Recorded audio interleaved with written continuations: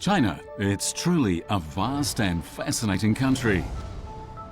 9,600,000 square kilometers of land, 3 million square kilometers of seas.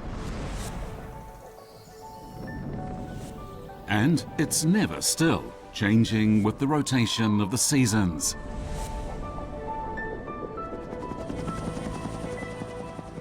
To fly like a bird is to see things that are beyond your imagination.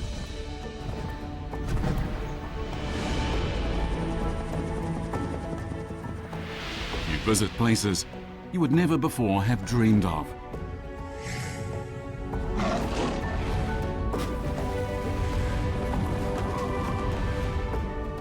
And even familiar places, when you look down on them from on high, will assume a completely different appearance.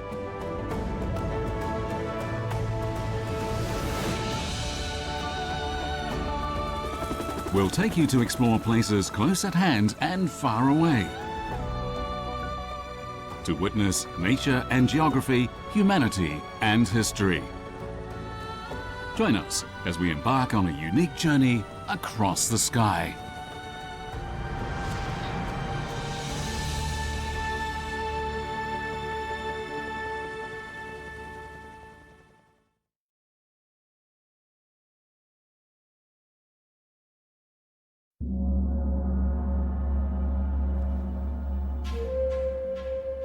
Jiangxi in southeastern China is surrounded on three sides by mountains.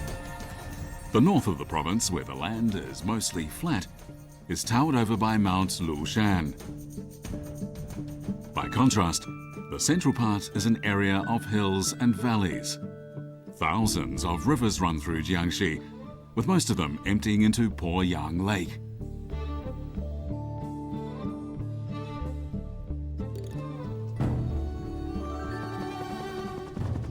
We'll start our journey over Jiangxi on Mount Lushan. We'll find a city in the clouds, explore an ancient private university, and fly west to enjoy the sight of a river meeting a mountain.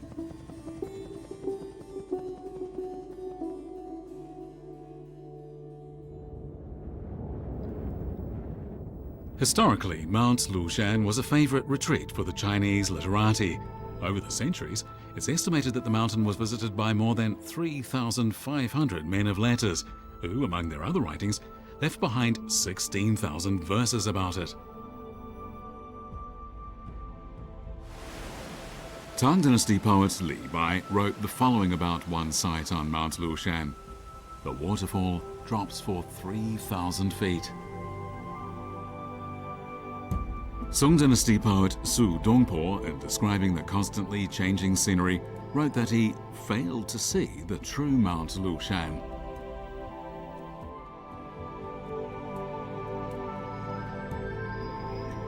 We will see what Mount Lushan looks like from the air.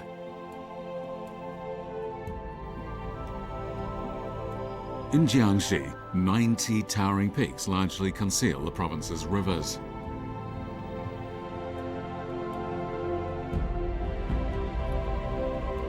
At the foot of the mountain is China's largest freshwater lake, Poyang.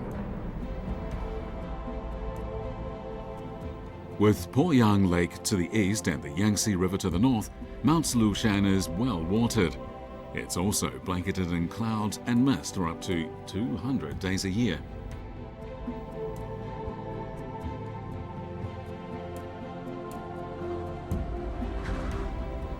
Near the top of the mountain, there's a flat valley. Here, some 600 Western-style villas with distinctive colored roofs are found.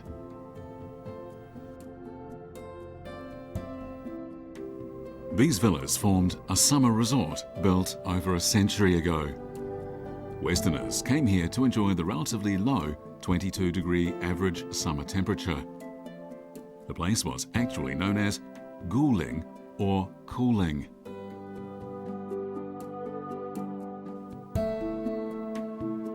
Many famous people passed their summers at Guling.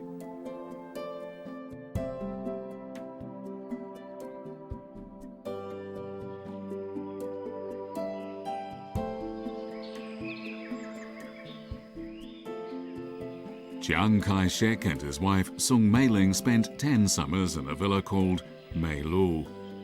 Their last visit was in 1948. Before their departure, they had the name Meilu inscribed on the building.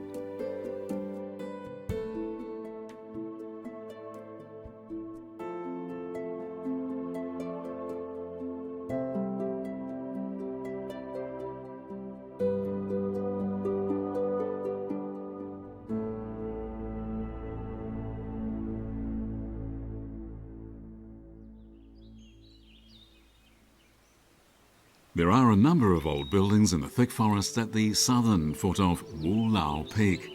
100 hectares covers virtually the same area as Peking University. But the buildings account for just a small fraction of the campus. Most of it is covered in trees. The woods were regarded as an extended classroom where the teachers would take their students to learn about nature.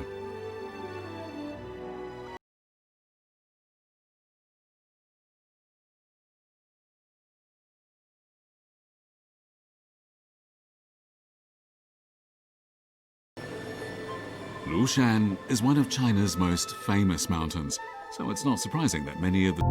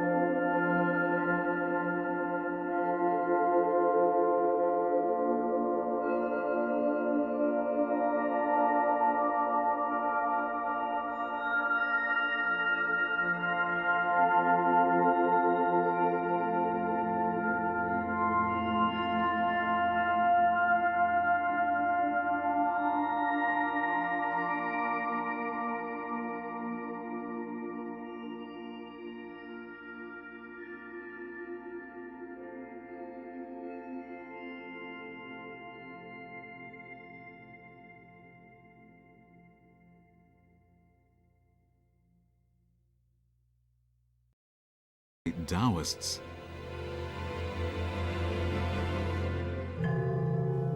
"1,600 years ago, the mountain became a center of Taoism, and it was then that Sanqing was given its name. It means Three Taoist Gods Mountain.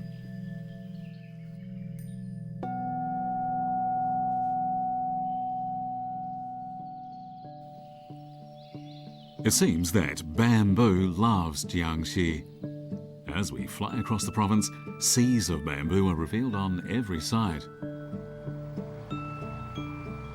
Bamboo is one of the world's fastest growing plants. It can take a tree decades to grow to a height of 10 meters, but bamboo can reach the same height in just 50 or 60 days.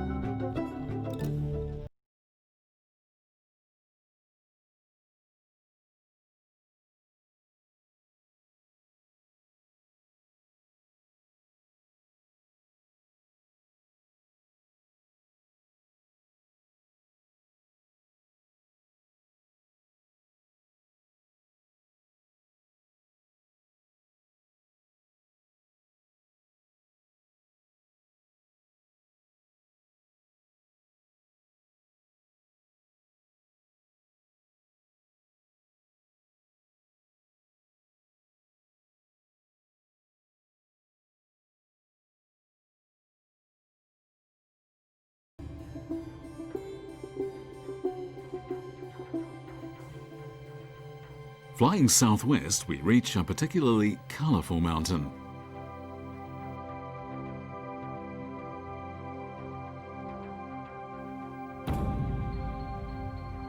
The geological formations known in China as Danxia landforms are found all over the world, but in China they're spread far and wide.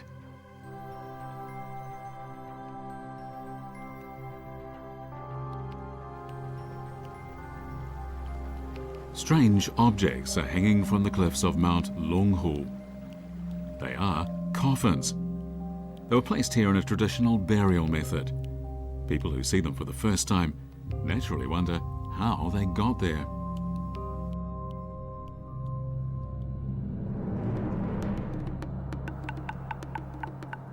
Here in the Mount Longhu scenic area, performances are put on to demonstrate how the hanging coffins were placed on the cliff.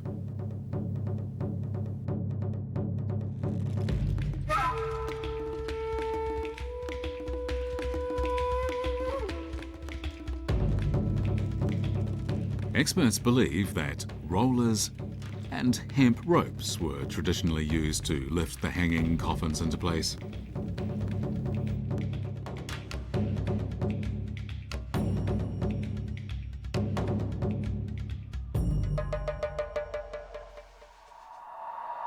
The performers are locals. They regularly climb the cliffs to collect medicinal herbs.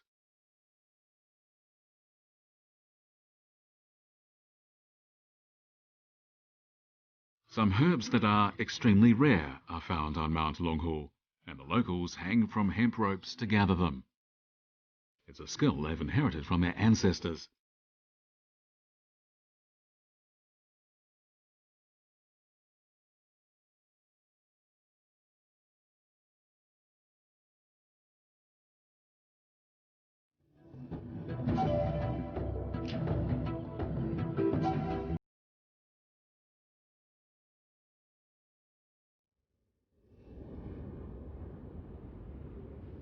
The Jingdezhen are famous worldwide, not so much for their beauty, but for a major historical event that took place here.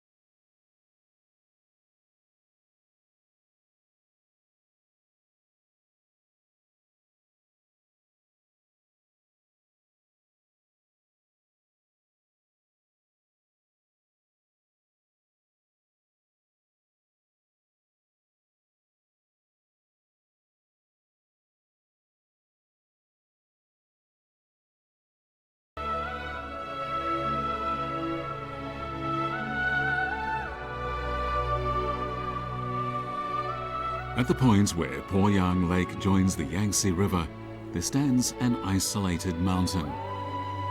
Here, after a journey of over 5,000 kilometers, the Yangtze River takes its third large turn. Mount Shizhong stands at the point where the Yangtze enters its lower reaches.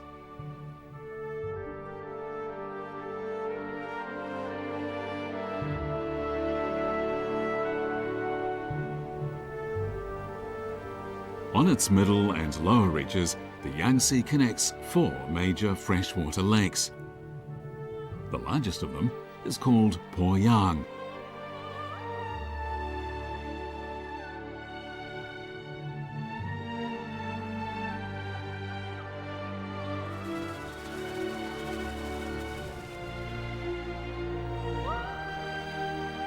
During the rainy season, overflow from the nearby rivers pours into Poyang Lake. It, in turn, helps to keep the water level in the Yangtze stable.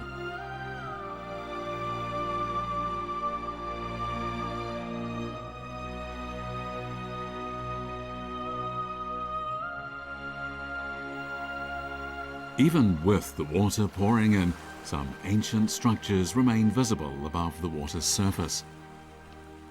They stand on a small island in the middle of the lake. During the dry season, the bottom of the lake is exposed, revealing a vast grassland with the submerged island at its heart.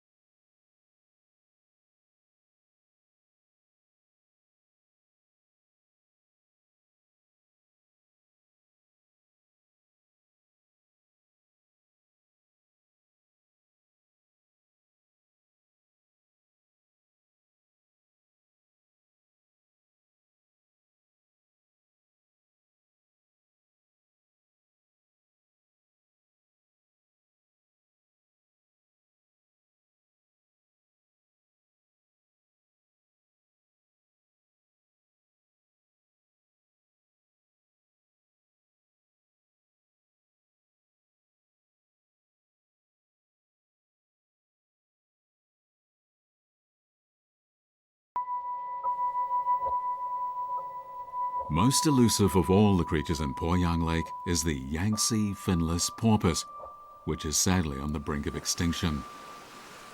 After a 3-day search, we finally catch a glimpse of one.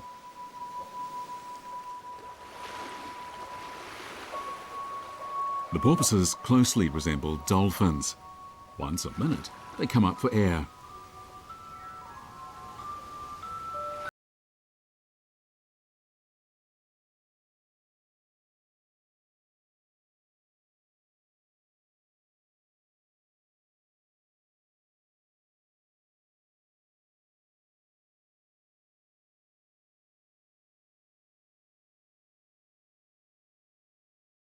The cormorant.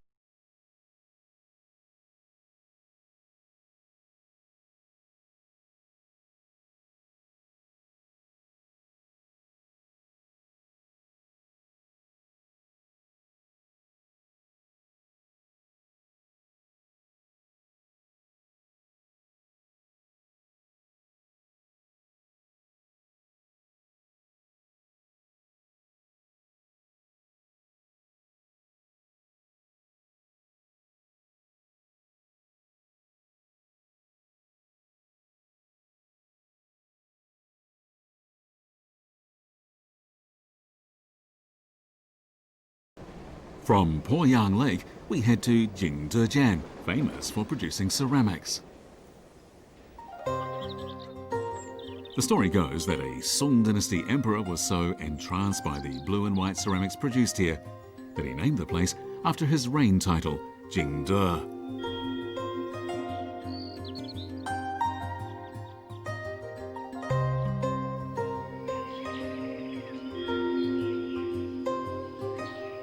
This ancient kiln was built on a mountainside. The stair-step structure conforms with the most energy-efficient bottom-up design for ceramics production.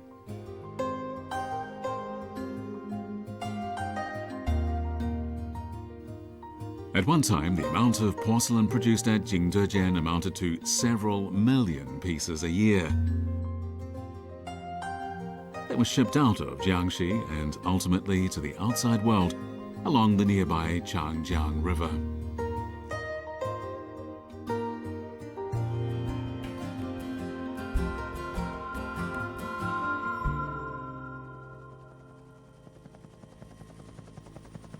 Next, we'll learn about a group of ancient migrants who have left their mark on Jiangxi. We'll see how the occupants of a group of roundhouses lived. And in a hacker village, we'll take part in a festive game.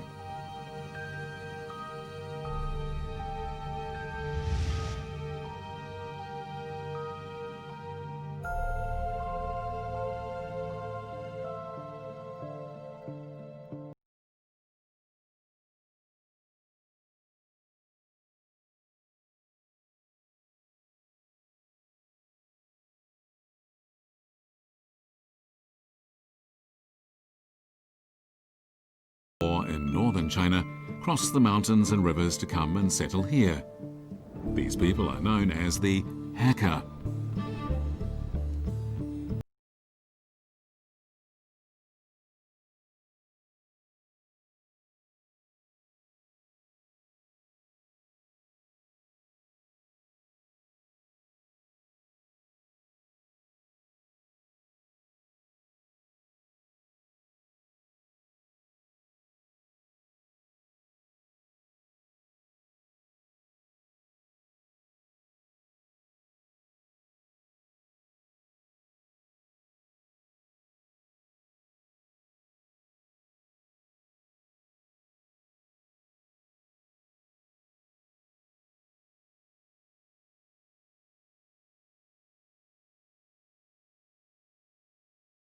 The well-laid-out coloured buildings among the more modern structures are traditional hacker residences.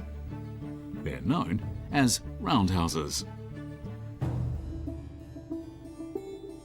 To protect themselves from bandits and wild animals, the hacker established enclosed areas where they lived in compact communities.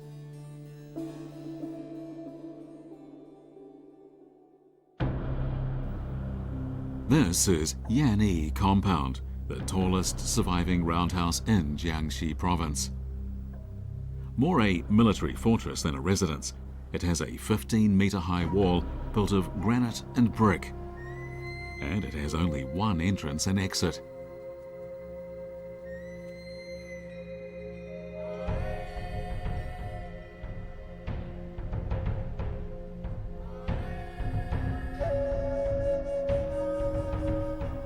The house has 136 rooms. A quarter of them were used for storing grain, with the capacity to keep everyone inside fed for a year. This interest in defense is indicative of how difficult it was for the hacker to gain acceptance among the local people.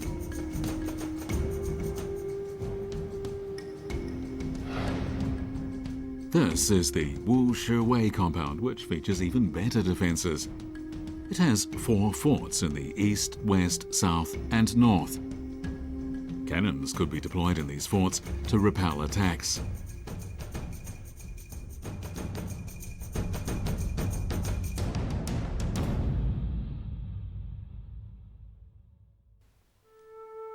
In more peaceful times, the designs of the roundhouses became more elaborate. In the case of the Guanxi Xinwei compound, it's said that it took 29 years and 1 million taels of silver to build it.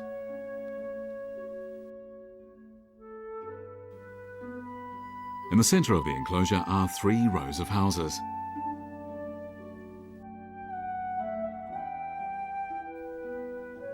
This large complex covers 8,000 square metres. The design suggests that the hacker were no longer so fearful for their safety.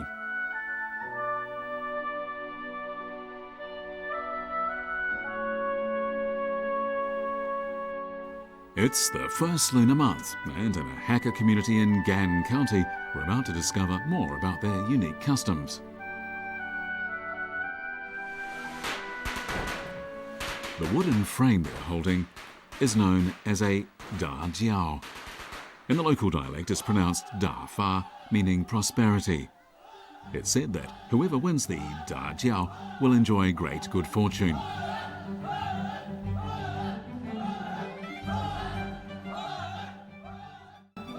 In the past, the competition was fierce.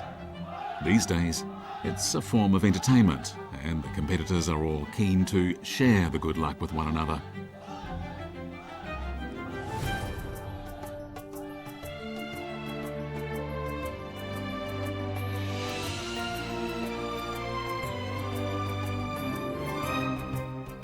Most hacker customs have a very long history, and so do the articles used in the traditional ceremonies. These tiles are over a century old. Every year during Mid-Autumn Festival, they're used to make a bonfire.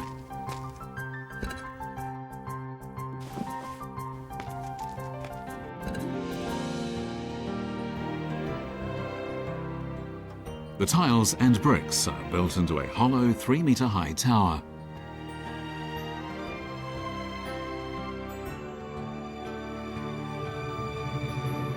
During the daytime, it's hard to guess what it's for, but in the evening, its purpose becomes very evident.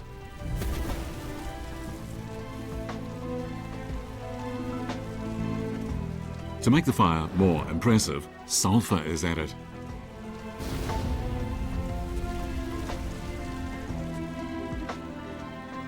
It's said that several hundred years ago, the tile tower was lit to signal the start of a hacker uprising. Today, people gather around the bonfire in a spirit of joy and celebration.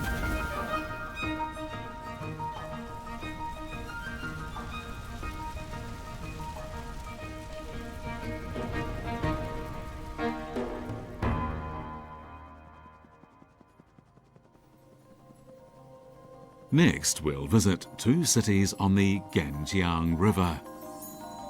In the city of Ganzhou, we'll see a unique floating bridge. From there, we'll head upstream to Nanchang to learn what impact history has on the future.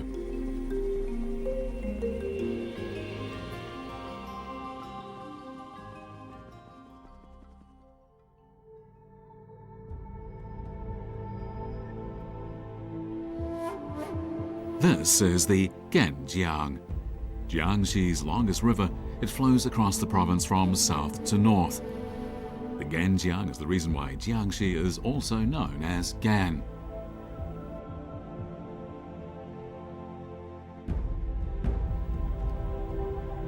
Having passed across mountainous territory, the Jiangshui and Gongshui rivers meet in northern Ganzhou to form the Ganjiang.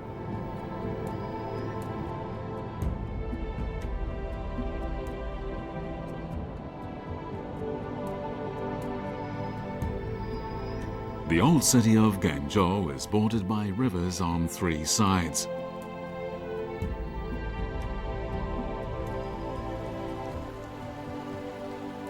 The Gongshui is crossed by a 400-metre-long floating bridge formed of 117 wooden boats. Due to the boat's buoyancy, the bridge rises and falls with the changing water level.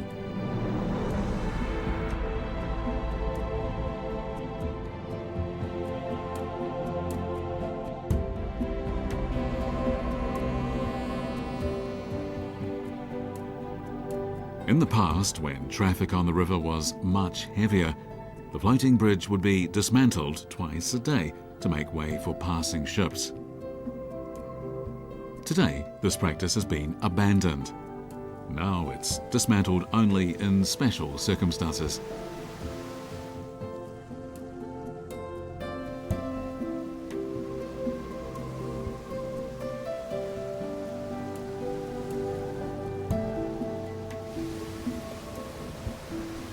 Heading upstream along the Ganzhou, we'll soon reach the final stop on this journey.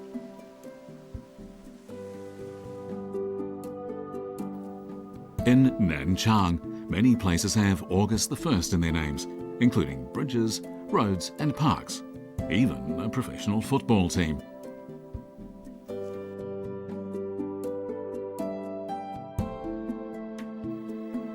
On August the 1st, 1927, gunfire in Nanchang signalled the start of a new revolutionary era. On that day, a military force was established that would become the People's Liberation Army.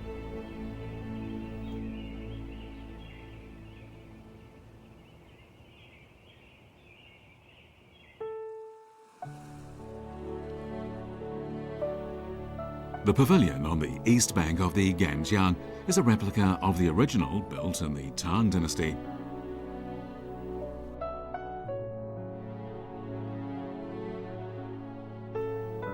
The Tang Dynasty poet Wang Bo once visited Tang Wang Pavilion for a banquet. Afterwards, he wrote the famous verse, Preface to Tang Wang Pavilion. 2 lines of it are especially well known. The fading afterglow and the lonely wild goose fly side by side. The autumn water and the vast sky are of the same colour.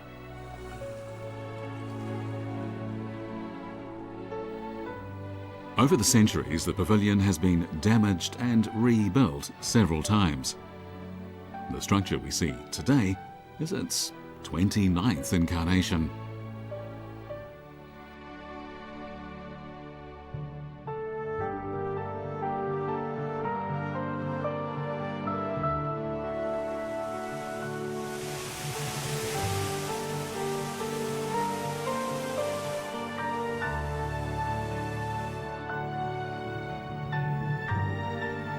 In the evening, the city's profile is outlined by lights.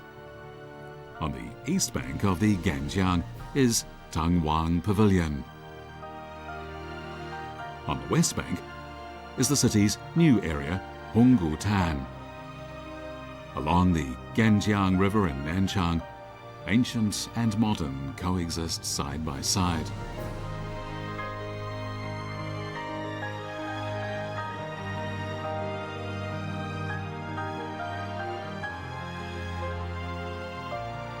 The famous Preface to Tang Wang Pavilion reminds us of an era long gone. But in a similar way, today's Nanchang also hopes to be remembered for generations to come.